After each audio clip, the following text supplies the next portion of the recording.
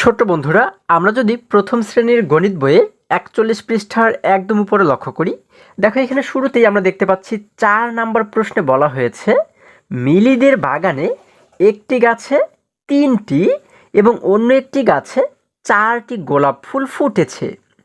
বাগানে মোট কতগুলো ফুল ফুটেছে? আচ্ছা, আমরা যদি প্রশ্নটিকে আবারও বোঝার চেষ্টা করি, এখানে কি বলা হয়েছে? বলা হয়েছে মিলিদের বাগানে একটি গাছে ৩টি এবং অন্য একটি গাছে ৪টি গোলাপ ফুল ফুটেছে। এবারে বলা হয়েছে বাগানে মোট কতগুলো ফুল ফুটেছে। আচ্ছা, তাহলে আমরা এটিকে কিভাবে করে সমাধান করব? দেখো, আমাদের যেহেতু বলা হয়েছে যে একটি গাছে ৩টি ফুল ফুটেছে, তাই না? এই ৩টি ফুল কিন্তু দেখো আমরা এই যে নিচে দেখতে পাচ্ছি, ১টি, ২টি, ৩টি। এবং অন্য একটি গাছে কয়টি ফুল ফুটেছে? ৪টি। এই ৪-এর জন্য আমরা কিন্তু এখানে ৪টি ফুল দেখতে পাচ্ছি। দেখো, ১টি, ২টি, ৩টি, ৪টি। এবার আমাদের বের করতে বলা হয়েছে বাগানে মোট কতগুলো ফুল ফুটেছে, অর্থাৎ এই ২টি গাছ মিলে একসঙ্গে কতগুলো ফুল ফুটেছে সেটি কিন্তু আমাদের বের করতে বলা হয়েছে। আমরা কিন্তু খুব সহজেই এটিকে সমাধান করতে পারি। আমরা যদি এই গাছের ফুল এবং এই গাছের ফুল, হ্যাঁ, এই ২ গাছের ফুল যদি আমরা যোগ করে দেই, তাহলেই কিন্তু পেয়ে যাব যে ২টি গাছে মিলে কয়টি ফুল ফুটেছে, তাই না? খুবই সহজ। তাহলে আমরা কি লিখতে পারি? দেখো, এটি যেহেতু কথার অঙ্ক, আমাদের কিন্তু কথার অঙ্কের মাধ্যমেই, হ্যাঁ, আমাদের এটিকে সমাধান করতে হবে। তাহলে আমরা প্রথমে কি লিখতে পারি? লিখতে পারি একটি গাছে ফুটেছে ৩টি ফুল, বা আমরা লিখতে পারি একটি গাছে ফুল ফুটেছে ৩টি। তারপরে নিচে কি লিখব? অন্য একটি গাছে ফুল ফুটেছে ৪টি। তারপরে ৩ এবং ৪কে আমরা যোগ করে দিলেই কিন্তু উত্তরটি পেয়ে যাব। ঠিক আছে? তাহলে চলো আমরা এটিকে একটু সমাধান করার চেষ্টা করি। বন্ধুরা, আমরা ৪ নাম্বার দিয়ে প্রথমে কি লিখব? একটি গাছে, আমরা লিখব একটি গাছে, একটি গাছে ফুল ফুটেছে, ফুল ফুটেছে, ফুটেছে কয়টি? আমাদের কি বলা হয়েছে? ৩টি, তাই না? আমরা এখানে লিখে দিলাম ৩টি। এবং নিচে কি লিখব? অন্য একটি গাছে, তাই না? আমরা লিখব হচ্ছে অন্য একটি গাছে ফুল ফুটেছে। আচ্ছা, অন্য একটি গাছে ফুল ফুটেছে, আরেকটি গাছের কথা কয়টি বলা হয়েছে? ৪টি ফুল ফুটেছে, যার কারণে আমরা এই ৩-এর নিচেই কিন্তু লিখে দেব ৪টি। ঠিক আছে? এই সংখ্যাগুলো কিন্তু আমরা একটির নিচে আরেকটি লিখব। ঠিক আছে? আচ্ছা, এবার নিচে এইভাবে করে আমরা সোজা একটি দাগ দিব। তারপর যেহেতু আমাদের ২টি গাছে মোট কয়টি ফুল ফুটেছে সেটি বের করতে বলা হয়েছে, হ্যাঁ, এই জন্য আমরা কী করবো? এই ৩ এবং ৪কে যোগ করব, তাই না? এই জন্য এই জায়গাতে আমরা একটি যোগ চিহ্ন দিব। এই যে এখানে আমরা একটি যোগ চিহ্ন লিখে দিলাম। আচ্ছা, এখন যদি আমরা যোগ করি, দেখো কত হয়। আচ্ছা, ৩ এবং ৪-এর মধ্যে কে ছোট? আমরা জানি ৩ ছোট, তাই না? ৩-এর জন্য যদি আমরা ৩টে দাগ দিই, দেখো এখানে ১টি, ২টি, ৩টি। এবার এই ৪-এর পর থেকে যদি আমরা ৩ পর্যন্ত গণনা করি, দেখো তো কত হয়? ৪, ৫, ৬, ৭। কত হয়ে গেল? ৭ হয়ে গেল, তাই না? আমরা এখানে লিখে দেবো ৭টি। শেষে যেহেতু টি রয়েছে, আমরা লিখে দিলাম টি। এবং এই জায়গাতে আমরা কি লিখব?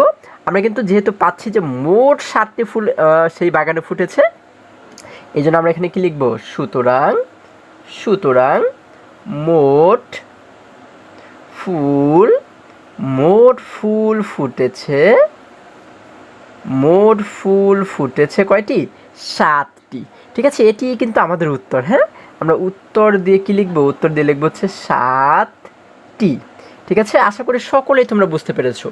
এবারে যদি আমরা আবারও বইয়ের কাছে ফিরে যাই, দেখো বন্ধুরা, আমরা যদি এবারে আরেকটু নিচে লক্ষ্য করি, দেখো এখানে আমরা দেখতে পাচ্ছি ৫ নম্বরে বলা হয়েছে একটি বাগানে ৫টি প্রজাপতি খেলা করছিল, পরে আরও ৩টি প্রজাপতি সেখানে এলো। এখন বাগানে কয়টি প্রজাপতি হলো? আচ্ছা, আমরা যদি প্রশ্নটিকে আবারও বোঝার চেষ্টা করি, দেখো এখানে বলা হয়েছে একটি বাগানে ৫টি প্রজাপতি খেলা করছিল। এই দেখো নিচে যদি আমরা এই ছবিটির দিকে লক্ষ্য করি, আমরা দেখতে পাচ্ছি এখানে দেখো প্রথমে কিন্তু ৫টি প্রজাপতি খেলা করছিল। কোন ৫টি? এই যে ১টি, ২টি, ৩টি, ৪টি, ৫টি, এই ৫টি কিন্তু খেলা করছিল, তাই না?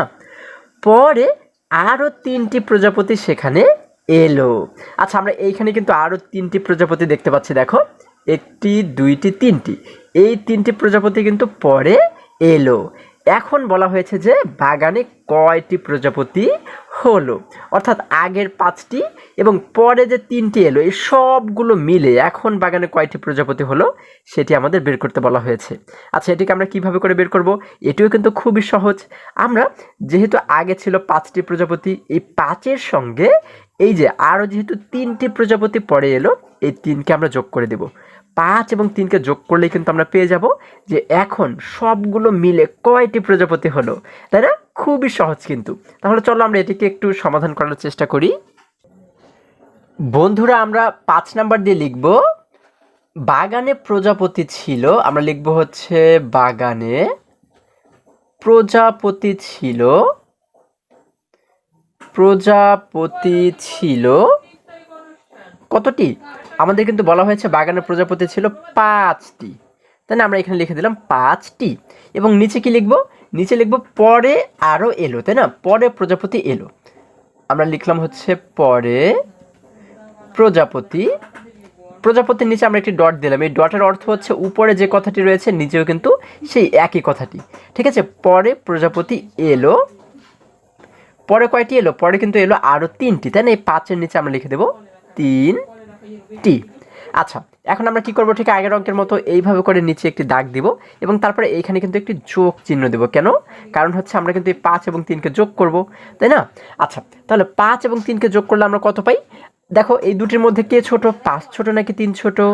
আমরা জানি 3 ছোট। 3-এর জন্য আমরা 3টে দাগ দিলাম, হ্যাঁ, 1টি 2টি 3টি। আচ্ছা, এবার এই 5-এর পর থেকে যদি 3 সংখ্যা পর্যন্ত গণনা করি, দেখো তো কত হয়? 5 6 7 8, কত হয়ে গেল? 8 হয়ে গেল।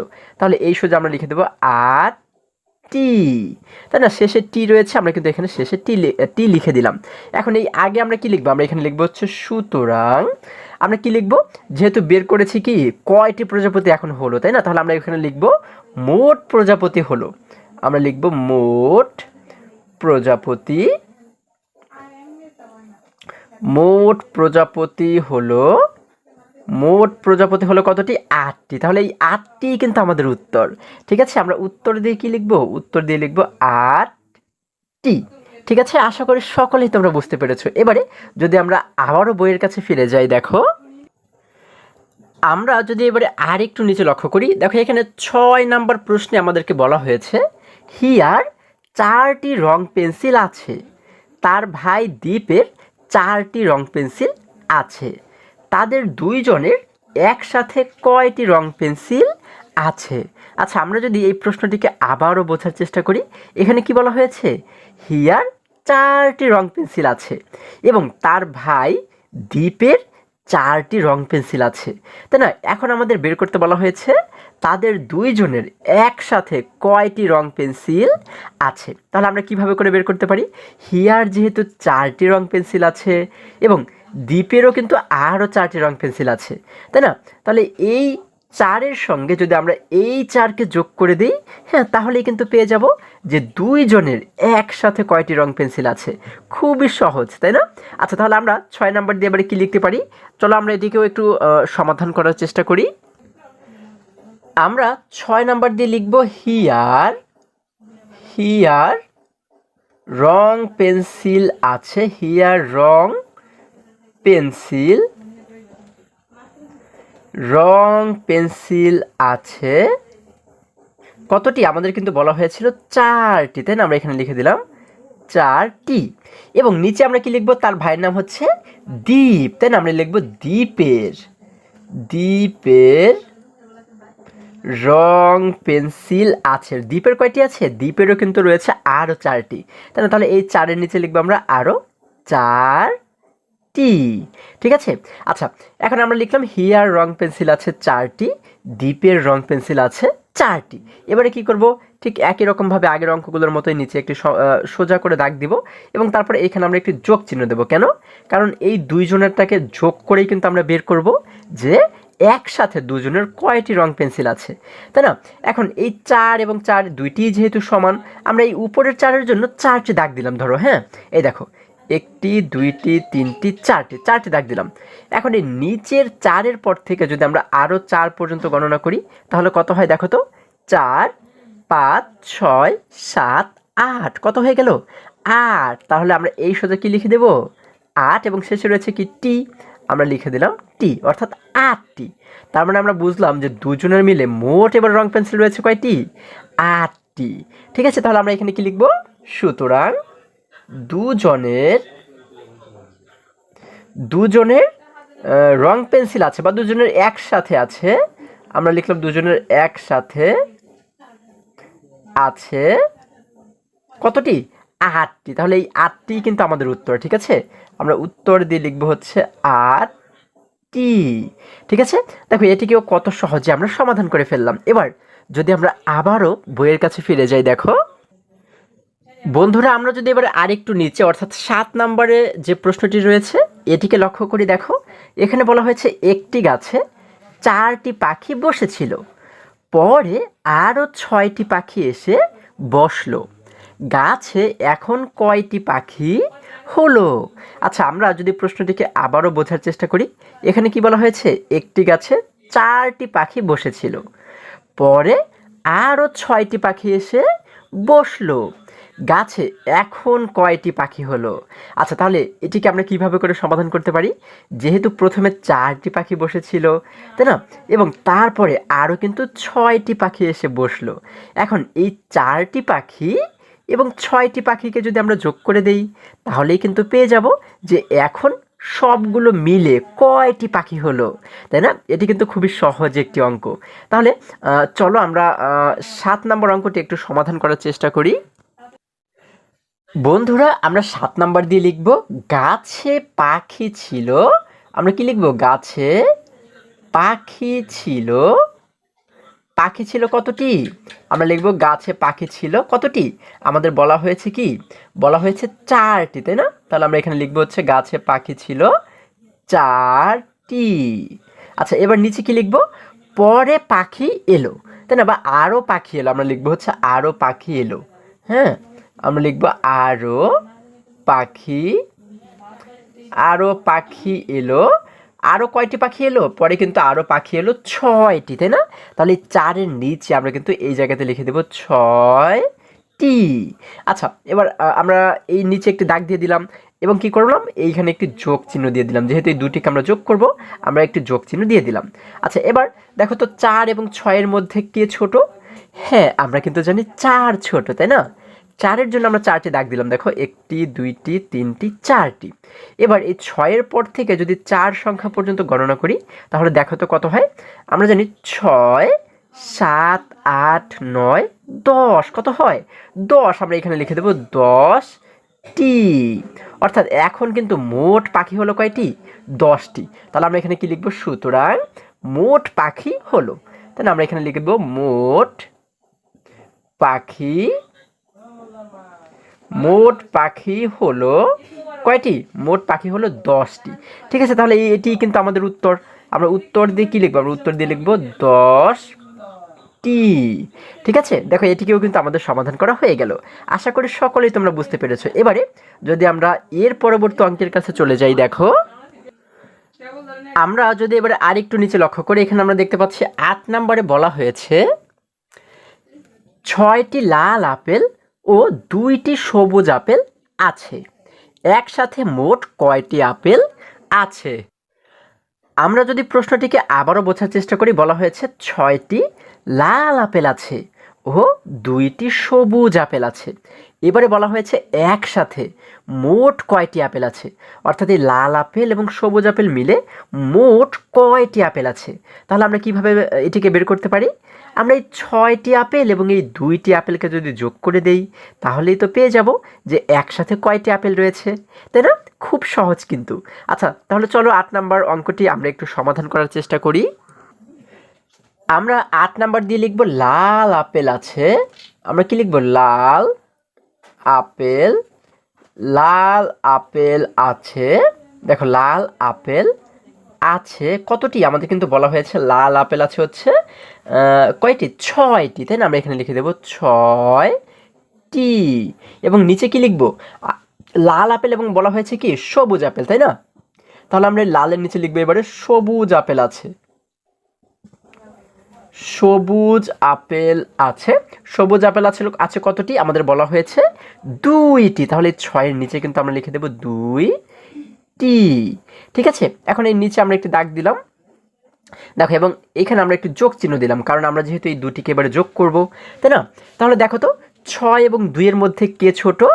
হ্যাঁ, আমরা জানি 2 ছোট, তাই না?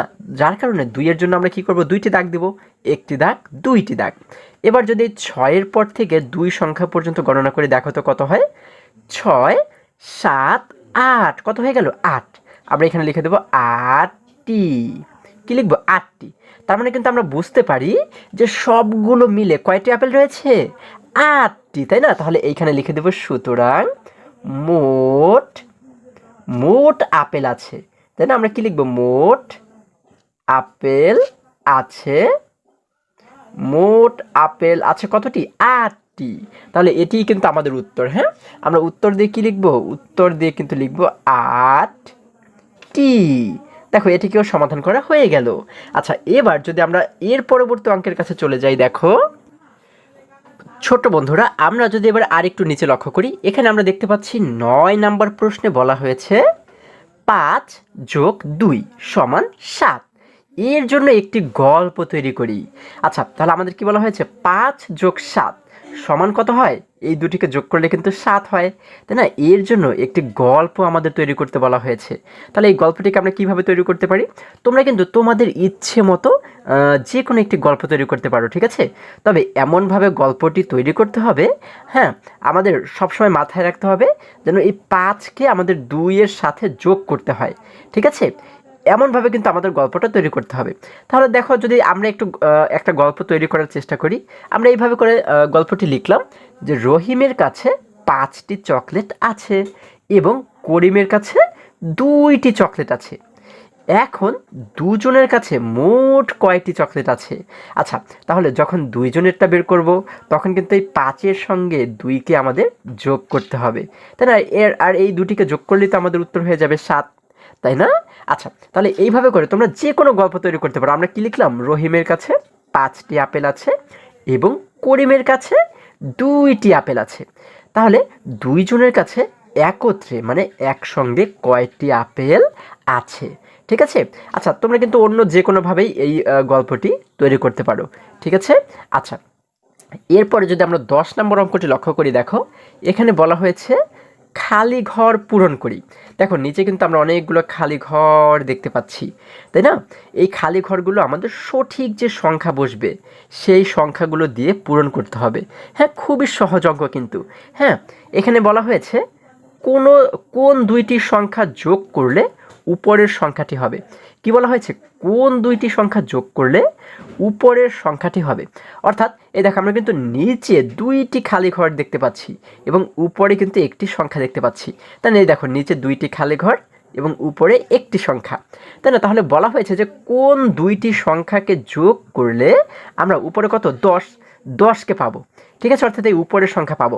যেমন দেখো, এখানে 2টি খালি ঘর দেখতে পাচ্ছি, তাহলে কোন কোন সংখ্যাকে যোগ করলে আমরা উপরের এই 7কে পাবো, ঠিক আছে? তাহলে সেই সংখ্যা দুটি কিন্তু আমাদের এই খালি ঘরে লিখতে হবে। খুবই সহজ। এই দেখো, যেমন একটি কিন্তু আমাদের জন্য করে দেখানো হয়েছে, তাই না? আমরা উপরে দেখতে পাচ্ছি কত? 8, তাই না? তাহলে কোন কোন সংখ্যা যোগ করলে আমরা 8 পাবো? এখানে কি দেখানো হয়েছে? 3 এবং 5। দেখো, 3 এবং 5কে যোগ করলে কিন্তু হয়ে যায় 8, ঠিক আছে? আচ্ছা, তাহলে এবার এইগুলোকে যদি আমরা পূরণ করি, দেখো আমাদের উপরে রয়েছে কত? 10।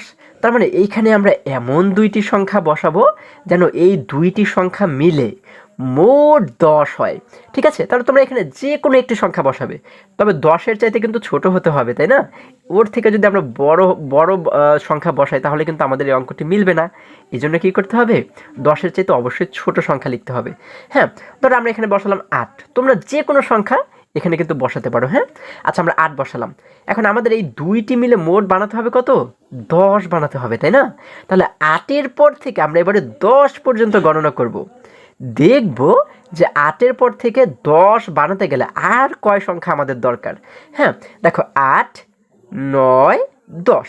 আচ্ছা, তাহলে আমরা এখানে মোট কয়টি সংখ্যা পাচ্ছি? একটি, দুইটি। তাহলে 8-এর সঙ্গে এই 2 মিলে কিন্তু 10 হয়ে যাবে, তাই না? যার কারণে এই 2-এর জন্য আমরা এখানে 2 লিখে দিলাম, এই লিখলাম আমরা 2। তাহলে 8 এবং 2 মিলে কিন্তু এবার হয়ে গেল 10, তাই না? খুবই সহজ। এইভাবে করে কিন্তু আমরা প্রত্যেকটিকে সমাধান করব। হ্যাঁ, এখানে আবারও রয়েছে কিন্তু 10। তাহলে এখানে তোমরা আগে তো 8 বসিয়েছিলাম, এবার অন্য একটি সংখ্যা তোমরা বসাও। হ্যাঁ, যেমন ধরো আমরা এবারে যদি 5 বসাই, কত বসালাম? 5। আচ্ছা, 5 যেহেতু বসিয়েছি, তাহলে 10 হতে আর কত সংখ্যা আমাদের দরকার আমরা কিভাবে বের করব? এই 5-এর পর থেকে আমরা 10 পর্যন্ত গণনা করব, তারপরে দেখব যে মাঝখানের কয়টি সংখ্যা আমরা পাই। হ্যাঁ, দেখো 5, 6, 7, 8, 9, 10। ঠিক আছে, তাহলে দেখো এখানে আমরা কয়টি সংখ্যা পাচ্ছি? একটি, দুইটি, তিনটি, চারটি, 5টি। কয়টি? 5টি সংখ্যা পাচ্ছি। তাহলে এই 5টি সংখ্যার জন্য এখানে কত লিখব? 5 লিখে দেব। এই দেখো লিখে দিলাম 5। তাহলে 5 এবং 5 মিলে হয়ে গেল 10, তাই না? কত সহজ। আচ্ছা, এবার এইখানে আমরা উপরে দেখতে পাচ্ছি কত, এখানেও কিন্তু আরও 10 রয়েছে। তাহলে এখানে তোমরা এবারে অন্য আরও একটি সংখ্যা লিখো। আচ্ছা, আমরা যদি এবারে ধরো 7 লিখি। হ্যাঁ, কত লিখলাম? 7। তোমরা যে কোনো সংখ্যা কিন্তু লিখতে পারো, ঠিক আছে? আচ্ছা, তাহলে 7 লিখেছি। আমাদের এই দুইটি সংখ্যা মিলে মোট বানাতে হবে কত? 10 বানাতে হবে। তাহলে 7-এর পরে 10 হতে গেলে মাঝখানে আর কয়টি সংখ্যা রয়েছে আমরা যদি একটু গণনা করি, দেখো 7, 8, 9, 10। তাহলে 10 পর্যন্ত আর কয়টি সংখ্যা আমরা পাচ্ছি দেখো তো? একটি, দুইটি, তিনটি। কয়টি? 3টি সংখ্যা পাচ্ছি। তাহলে এখানে কত লিখে দেব? হ্যাঁ, তোমরা ঠিকই ধরেছো, এখানে কিন্তু আমরা লিখে দেব 3। এই দেখো লিখে দিলাম 3। তাহলে 7 এবং 3 মিলে হয়ে যাবে 10। ঠিক আছে। আচ্ছা, এবার যদি আরেকটু নিচে আমরা লক্ষ্য করি, এখানে উপরে রয়েছে কত? 9 রয়েছে। তার মানে এই দুইটি সংখ্যা মিলে আমাদের কিন্তু এবারে 9 বানাতে হবে, তাই না? তাহলে এখানে আমরা যে কোনো একটি সংখ্যা লিখতে পারি। আমরা কত লিখব? ধরো আমরা এখানে লিখে দিলাম এবারে কত লিখব? আচ্ছা, আমরা 8 লিখলাম। কত? 8 লিখলাম, ধরো 8 লিখলাম। এখন 8-এর পরে 9 হতে গেলে আর কত দরকার? দেখো 8, 9 কত দরকার? আর কিন্তু শুধুমাত্র এক সংখ্যা দরকার, তাই না? তাহলে 1-এর জন্য আমরা এখানে কত লিখব? 1 লিখে দেবো। এই যে লিখে দিলাম 1।